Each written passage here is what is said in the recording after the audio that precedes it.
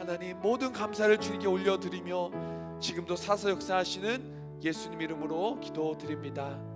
아멘. 아멘. 오늘 이 시간에 오늘 말씀 위에서 우리 고린도후서 4장 말씀을 오늘 같이 봉독해 주시겠습니다. 그러므로 우리가 낙심하지 아니하노니 우리의 겉사람은 낡아지나 우리의 속사람은 날로 새로워지도다. 우리가 잠시 받는 환난에 경한 것이 지극히 크고 영원한 영광에 중한 것을 우리에게 이루게 함이니 우리가 주목하는 것은 보이는 것이 아니요 보이지 않는 것이니 보이는 것은 잠깐이요 보이지 않는 것은 영원함이라. 아멘. 네, 오늘은 자유설교 자유본문으로 고린도서 4장 16절 18절 말씀으로 아프니까 진짜 청춘이다라는 제목으로 우리 같이 말씀을 나누기 원합니다. 여러분 혹시 김난도 교수님이 아프니까 청춘이다라는 책 혹시 들어보신 분 계신가요? 네, 아마 한 번쯤은 이 프레이즈를 들어보셨을 거예요. 예전에 이제 대한민국 청년들을 위해서 서울대 김남도 교수님이 아프니까 청춘이라는 책을 쓰셨습니다. 저도 그때 당시에 싱글이었거든요. 근데 제가 이 책을 보면서 그래도 심심치 않은 위로를 받았던 기억이 있습니다. 그분이 이런 말을 해요. 불안하니까 청춘이다. 막막하니까 청춘이다. 흔들리니까 청춘이다. 외로우니까 청춘이다. 두근거리니까 청춘이다. 그러니까 청춘이다. 네, 처음에 이거 보는데 좀 웃기더라고요. 이래서 청춘인가? 그런데 이 아프니까 청춘이다라는 책에 좀 이제 일부분을 캡처한 영상이 있더라고요. 우리 그 영상 한번 보고요. 같이 또 말씀을 이어가도록 하겠습니다.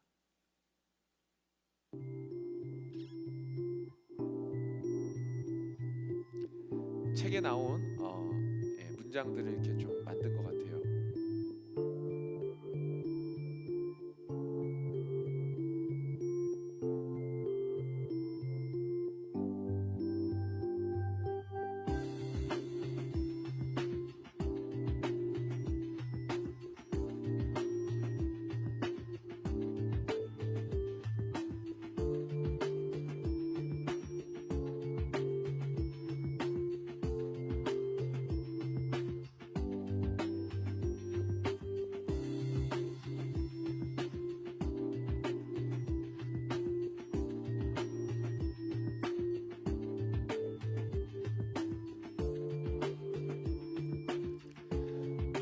네, 책에 있는 부분을 이렇게 얘기를 했는데요. 아프니까 청춘이다라는 말이 조금 다른 의미에서 저와 여러분 그리스도인들에게 큰 위로가 될 것 같다는 생각이 들었습니다. 우리 모두는 우리 아까 찬양 가사 고백한 것처럼 하나님의 자녀가 되었습니다. 할렐루야. 기쁘고 참 행복한 일만 넘치면 좋은데 우리는 가끔씩 아파요. 그죠? 몸도 아프고 마음도 아프고. 저도 생각해보면 그래요. 물론 지금도 청춘이라 생각하지만은 결혼 전을 거슬러 올라보면은 정말 어떤 곳에 지원을 했는데 불합격을 한 쓰라린 기억들도 생각이 나고 또 경제적으로 힘들었던 그런 시절들도 생각이 납니다. 그리고 물론 지금도 힘들지만 그리고 시련의 아픔도 생각이 나요. 예. 근데 이제 김남도 교수님은 이런 상황들이 너만 그런 것이 아니라 우리 모두가 다 겪는 당연한 일이라고 그 책에서 얘기를 해요. 그러면서 그 고난의 시간들이 우리를 더 성숙하게 만든다. 그래서 우린 청춘이다. 이런 얘기를 합니다. 제가 이거를 다시 생각해 보니까 이러한 이 교수님의 논리는 좀 성경에서 말하는 청춘의 개념하고는 좀 다른 것 같아요. 성경에서는 우리가 아프니까 진짜 청춘이 된다라고 이야기를 하거든요. 그게 뭐냐면 진짜 청춘은 예수님과 동행하는 사람입니다. 낮에와 같이 단정하고 성령 충만한 사람이 진짜 청춘인 줄 믿습니다. 사도 바울은 그 청춘을 이렇게 이야기를 해요. 오늘 본문 고린도후서 4장 16절의 말씀인데 그러므로 우리가 낙심하지 아니하노니 우리의 겉사람은 낡아지나 우리의 속사람은 날로 새로워지는도다. 이렇게 청춘을 그리스도인의 청춘을 이야기하고 있습니다. 자, 바울이 낙심하지 않는데요. 무엇을 낙심하지 않는다라고 하는 겁니까? 오늘 4장 8절 9절에 이렇게 나와 있더라고요. 우리가 사방으로 우겨쌈을 당하여도 쌓이지 아니하며 답답한 일을 당하여도 낙심하지 아니하며 박해를 받아도 버림받지 아니하며 거꾸로 뜨림을 당하여도 망하지 아니한다. 이것은 바울이 복음을 전하면서 받았던 수많은 핍박과 고난들을 이야기하고 있는 거예요. 좀 더 자세하게 오늘 11장 23절 27절을 보시게 되면은 이렇게 말씀합니다. 네, 이제 정신없는 말을 하거냐, 나는 더욱 그러하다. 내가 수고를 넘치도록 하고 옥에 갇히기도 하고 더 많이 하고 매도 수없이 맞고 여러 번 죽을 뻔하였으니, 유대인들에게 40에서 하나 감한 매를 5번 맞았으며 3번 태장으로 맞고 1번 돌로 맞고 3번 파선하고 일주일을 깊은 바다에서 지냈으며 여러 번 여행하면서 강의 위험과 강도의 위험과 동족의 위험과 이방인의 위험과 시내의 위험과 광야의 위험과 바다의 위험과 거짓 형제 중의 위험을 당하고 또 수고하며 애쓰며 여러 번 자지 못하고 줄이며 목마르고 여러 번 굶고 춥고 헐벗어노라, 이렇게 이야기하고 있습니다. 와, 진짜 상상 초월 아닙니까? 도대체 얼마나 맞은 거야? 얼마나 굶은 거예요? 얼마나 도망 다닌 거예요? 이런 바울은 복음을 전하면서요, 이런 고난과 핍박을 받았습니다. 그런데 아주 멋진 믿음의 말을 하는데요, 고린도후서 5장 10절 11절에 이렇게 이야기를 합니다. 우리가 항상 예수의 죽음을 몸에 짊어짐은 예수의 생명이 또한 우리 몸에 나타나게 하려 함이라. 우리 살아있는 자가 항상 예수를 위하여 죽음에 넘겨짐은 예수의 생명이 우리 죽을 육체에 나타나게 하려 함이라 라고 말씀하고 있습니다. 그래서 우리가 낙심하지 않는다는 거예요. 영어로 보니까 we do not give up, 포기하지 않는다. we do not despair, 우린 절망하지 않는다라는 거예요. 우리 겉사람은 점점 낡아집니다. 점점 후퇴하고 있어요. 그죠? 우리는 육신이 어쨌든 이제 잠깐 지났지만 우리 그거 늙고 있는 거예요. 죽음을 향해 가고 있는 겁니다. 겉사람은 후퇴하고 있어요. 그러나 예수 안에는 저와 여러분들의 속사람은 점점 젊어지고 강건하여진다 라는 이야기를 바울이 지금 하고 있는 겁니다. 이처럼 복음은 패러독스예요. 역설이에요. 세상의 이치와는 반대로 가는 겁니다. 우리 아까 전에 말씀을 봤지만은 되게 신기하지 않아요? 우리가 사방으로 우겨쌈을 당하지만 쌓이지 아니한대요. 답답한 일을 우리 당하잖아요. 그런데 우리는 낙심하지 아니한대요. 답답한 일을 당하면 낙심하는 것이 자연스러운데 낙심하지 아니한다는 거예요. 그 이유가 뭐냐면 예수의 죽음이 내 안에 있기 때문에 예수의 생명이 그런 어려움 가운데서도 나를 살리고 나를 일으킨다라는 겁니다. 이것이 복음의 역설인 것입니다. 마찬가지로 오늘 16절 고린도후서 4장 16절 말씀처럼 우리의 겉사람은 낡아지는데 역설이죠. 속사람은 어떻다고요? 새로워진대요. 강건하여진대요. 완전히 패러독스예요. 여기서 겉사람은 바로 무엇을 의미합니까? 육신의 욕망과 육신의 욕심을 따라 사는 우리 본성을 이야기해요. 이 육신의 장막을 이야기합니다. 그래서 바울은 육신의 소욕과 성령의 소욕을 이야기하잖아요. 갈라디아에서. 그러니까 육신의 소욕이 겉사람이고요, 성령의 소욕, 이 성령의 소욕이 속사람인 것이에요. 그래서 성령을 따라 행하라는 겁니다. 이 겉사람을 따라 행하지 말고 속사람을 따라 행하라는 거예요. 그렇게 할 때에 하나님께서 우리 가운데 계획하신 모든 것들을 우리 가운데 약속하고 있습니다.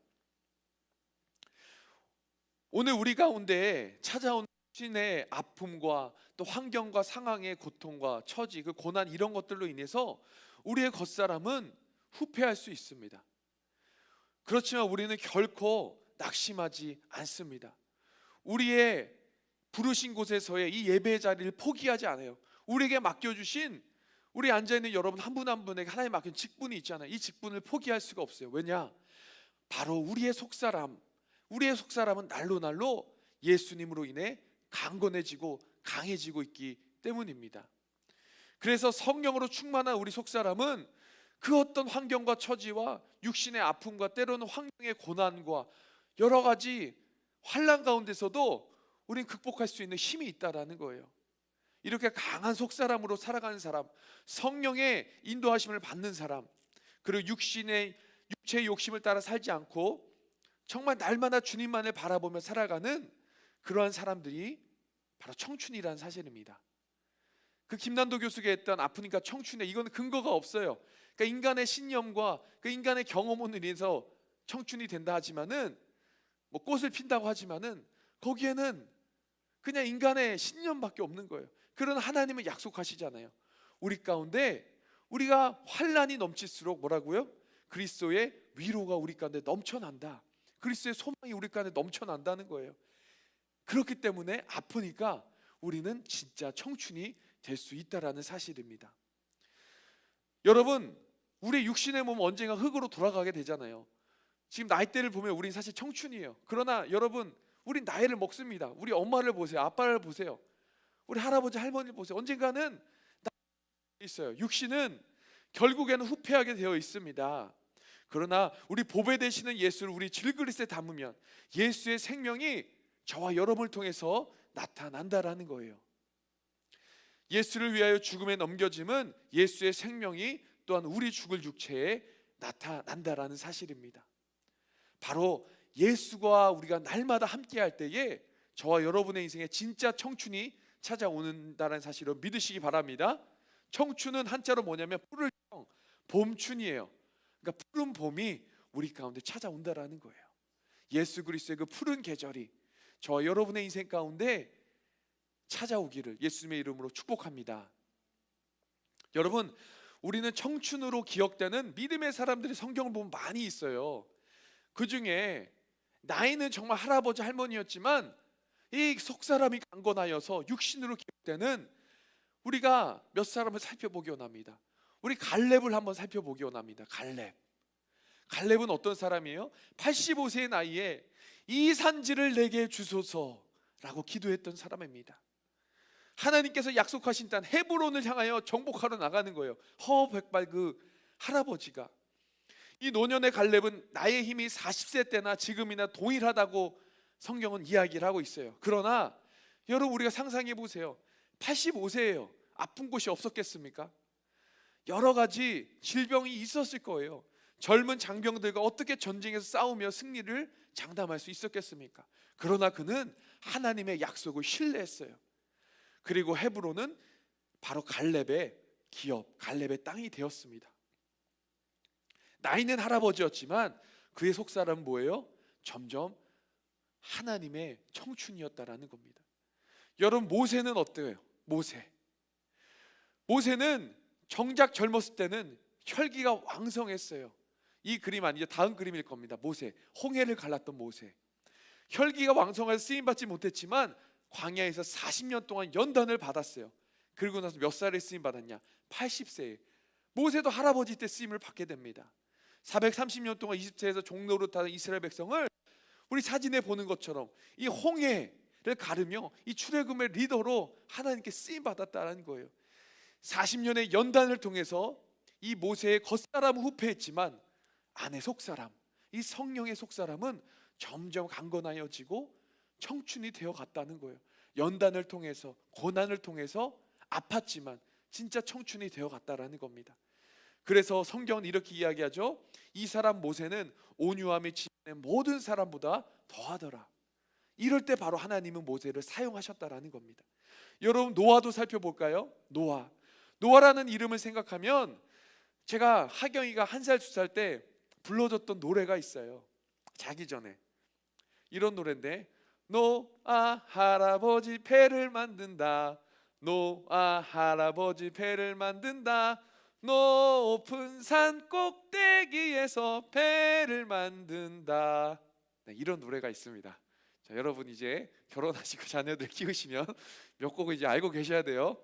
자, 이런 노래할 때마다 노아 할아버지 생각을 하는데, 노아 할아버지는 여러 많은 사람들이 하나님을 등지고 타락하는 삶을 살고 있을 때 끝까지 어때요? 하나님을 경외했던 사람이었어요. 노아는 의인이요 당대의 완전한 자라. 그는 하나님과 동행했다라고 성경은 이야기하고 있습니다. 여러분, 하나님과 동행했던 노아, 하나님을 경외했던 노아는 할아버지였잖아요. 겉사람은 후패했잖아요. 그러나 영적으로는 속사람은 그 누구보다 청춘이었다는 사실입니다. 여러분, 믿음의 선조들의 공통점이 뭐예요? 겉사람은 낡아갑니다. 그러나 속사람은 날로 새로워진 사람들이었다라는 거예요. 속사람은 여전히 청춘이어서 겉사람을 극복하며 살았다라는 겁니다. 여러분, 오늘 우리도 마찬가지예요. 우리도 예수 안에 있으면 성령의 소욕으로 우리가 살아갈 때에, 성령의 인도하심 따라 살아갈 때 우리도 이 시대의 갈렙이 될 수 있고요, 모세가 될 수 있고, 그리고 노아가 될 수 있다라는 사실입니다. 우리 나이가 중요한 게 아니에요. 나이가 젊어서 겉사람은 멀쩡할지 모르지만 속사람이 죽은 사람이라면 마치 영화의 제목처럼 Walking Dead, he or she is walking dead, 걸어다니는 송장에 불과하다라는 거예요. 여러분, 진짜 중요한 것은 우리의 속사람이에요. 그러나 많은 사람들은 마치 우리가 그 구절 읽었던 좀 패러프레이즈 하자면 이렇게 살아갑니다. 그러므로 우리 낙심하지 아니하노니 우리 겉사람은 강건하여지나 우리 속사람은 날로 후패하도다. 이런 삶을 살면 안 된다는 거예요. 겉사람은 맨날 운동하고 좋은 거 먹고 막 겉사람은 막 꾸미고 막 이러는데 정작 내 속사람은 성령이 힘이 없고 그렇게 하나님 뜻대로 살아가지 못한다면 그 사람이야말로 영적으로 죽어가고 있는 겁니다. 그렇기 때문에 우리 휴청은요, 제가 초반에도 얘기했지만 나이로 우리 청년을 정의하지 않습니다. 청년은 주님을 얼마나 사랑하는가에 결정되는 사실을 믿으시기 바랍니다. 나이는 상관이 없어요. 우리 종진 형제님, 우리 써니 형제님, 우리보다 나이가 많을지라도 나이는 상관없어요. 여러분들이 40대든 50대든 70대든 80대든 여러분이 주님을 정말 사랑한다면, 예수만 생각하면 나의 심장이 정말 콩깍콩깍 뛴다면 그 사람이 청춘이라는 사실입니다. 이야기를 하고 있습니다. 우리가 잠시 받는 환난에 경한 것이 지극히 크고 영원한 영광에 중한 것을 우리에게 이루게 함이니라고 말씀하고 있어요. 고린도서 4장 17절에 현대인의 성경을 보면 이렇습니다.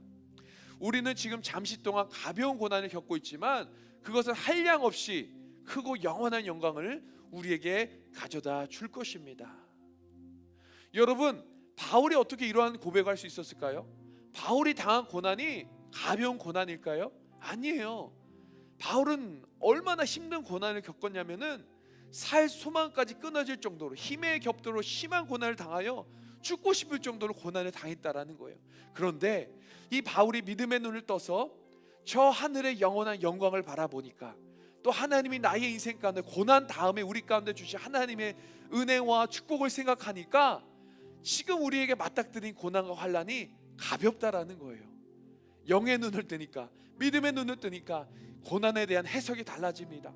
환난에 대한 해석이 달라지는 겁니다.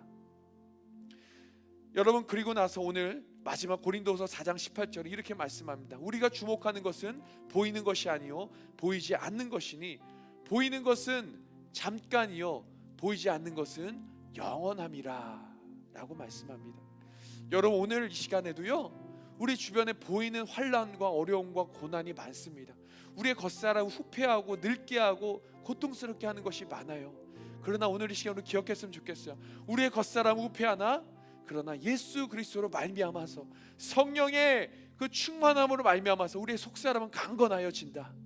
그리고 보이지 않지만 우리가 믿음의 눈을 뜰 때에 하나님은 저와 여러분에게 이 고난 다음에, 이 환난 다음에 우리 가운데 예배하신 하나님의 영광이 있습니다. 여러분 믿으십니까? 하나님 우리 가운데 예배하신 면류관이 있어요. 우리 가운데 예배하신 하나님께서 예배하신 가나안 땅이 있다라는 거예요.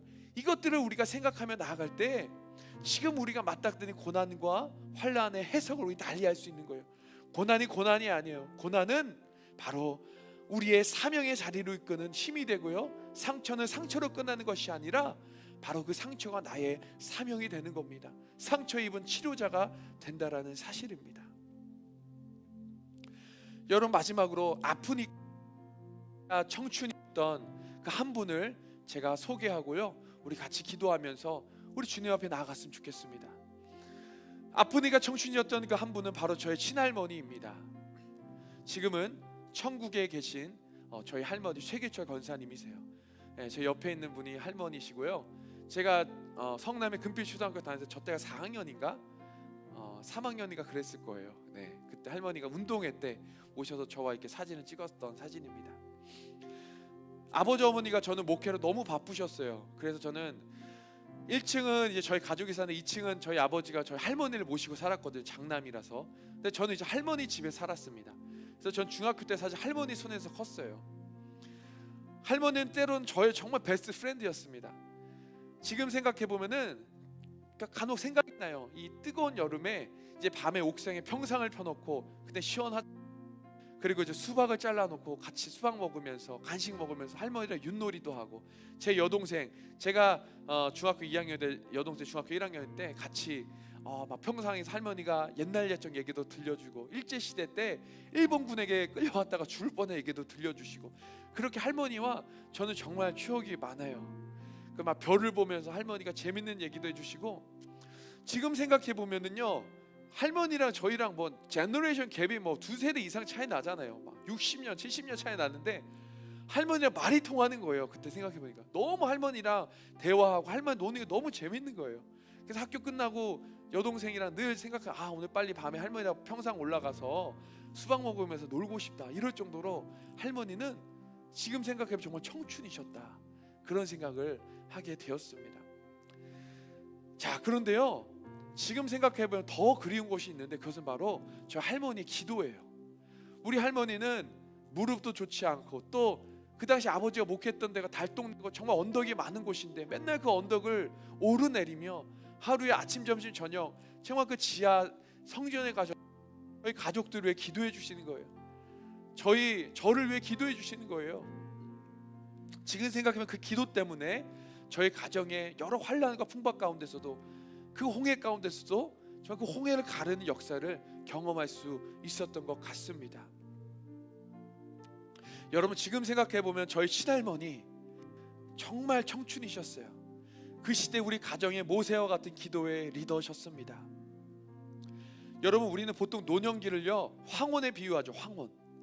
왜 황혼에 비유하냐면 해가 떴다가 지면서 어두워지는 그 무렵이 황혼이거든요. 그래서 우리는 할아버지 할머니 그 노년을 황혼에 비유하곤 합니다.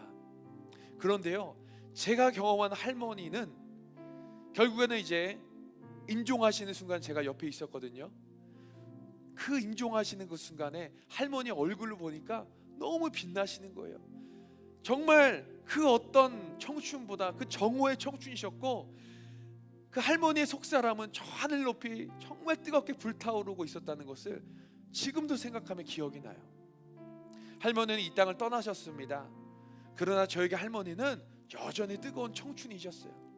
할머니의 뜨거운 기도가 지금 생각할 때마다 저의 가슴을 뜨겁게 하기 때문입니다. 여기에 모인 저와 여러분들 환경과 처지와 육신의 연약한 나이 여러 가지 이유로 낙심하고 누군가는 맡겨진 사명의 자리를 포기하고 싶을 수도 있습니다. 그러나 우린 기억해요. 우리는 청춘이라는 거예요. 우리는 겉사람 후피하나 속사람은 날로 강건하여 지고 있다는 것을 여러분 기억하시기 바랍니다. 아무리 버거운 인생일지라도 여러분 이 진짜 청춘의 인생의 사전에는 낙심이라는 단어가 없는 거예요. 포기라는 단어가 없습니다. 왜요? 우리 안에 예수님이 계시기 때문에, 우리 안에 성령님이 살아 역사하시기 때문에 그렇습니다. 여러분 얼굴에 여러분 기억하세요. 앞으로 여러분 살아가시면서 얼굴에 주름은 생길 거예요. 그런데 여러분 제가 도전합니다. 여러분 마음에 여러분 영에는 주름이 생기지 않기를 예수님의 이름으로 축복합니다. 여러분 설교를 준비하면서 제가 이런 꿈을 꿔봅니다. 언젠간 저도 그렇고 여기 앉아있는 여러분들 나이가 어떻든 간에 언젠가는 우린 천국으로 가게 될 거예요. 그런데 많은 사람들이 여러분들이 떠나는 그 순간에 여러분의 이름을 기억했을 때에 여러분들을 청춘으로 기억해 줬으면 좋겠어요. 그래서 여러분을 기억했을 때 여러분의 나이에 상관없이 저분 청춘 우리 이정현, 우리 청춘 정대우, 우리 청춘 최대웅, 이렇게 청춘으로 기억되는 여러분들이 되기를 예수님의 이름으로 간절히 축복합니다. 그래서 많은 사람들이 내가 저 청춘 성도님 저 분 때문에 죽었던 내가 살아났고 또 나도 예수 그리스도를 닮은 청춘이 되었다고 그렇게 고백하는 날을 우리가 꿈꿔봅니다. 우리 이 시간에 같이 주님의 시선이라는 우리 찬양으로 주님께 나아가기 원합니다.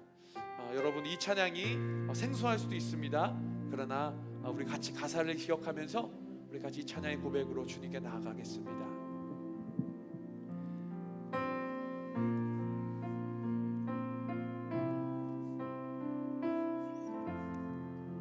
흐르는 시간이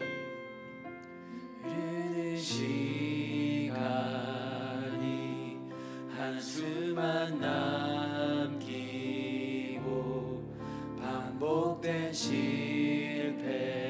실패소 지쳐갈 때 내 맘의 소망이 눈물 조각 될 때 내 곁에 다가와 부르시네.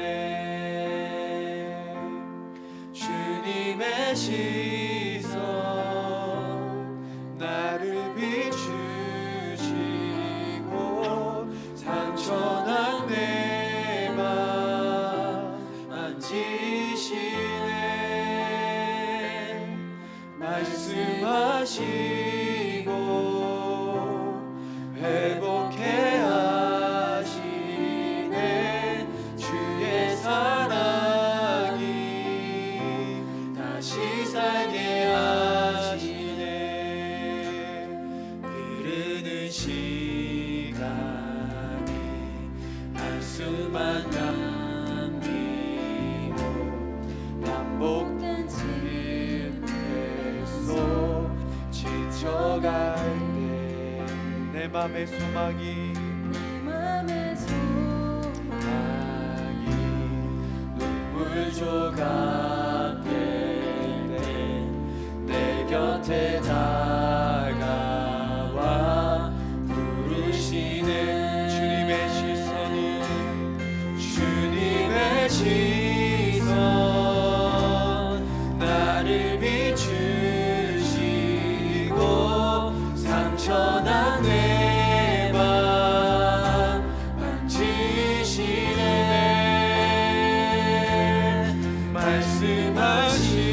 말씀하시고 회복해 하시네. 주의 사랑이 다시 살게. 주님의 시선 나를 비추시고 주님의 시선 나를 비추시고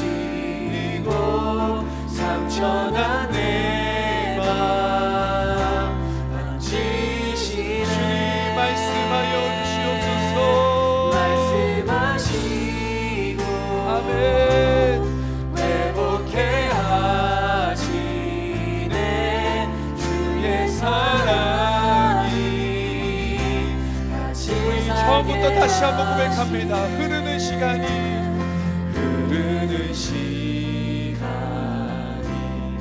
한숨만 남기고 반복된 실패소 지쳐갈 때 내 맘의 소망이 눈물 조각 내 곁에 다가오신 주님, 오늘 주님 우리를 바라보고 계십니다. 주님의 시선이 주님의 시선 나를 비추시고 상처난 내 맘 만지시네. 말씀하시옵소서. 말씀하시고 회복해 하시네. 주의 사랑이 다시 한번 고백합니다. 주님의 시선, 주님의 시선 나를 만져주시옵소서. 나를 비추시고 주님 나를 만져주시옵소서.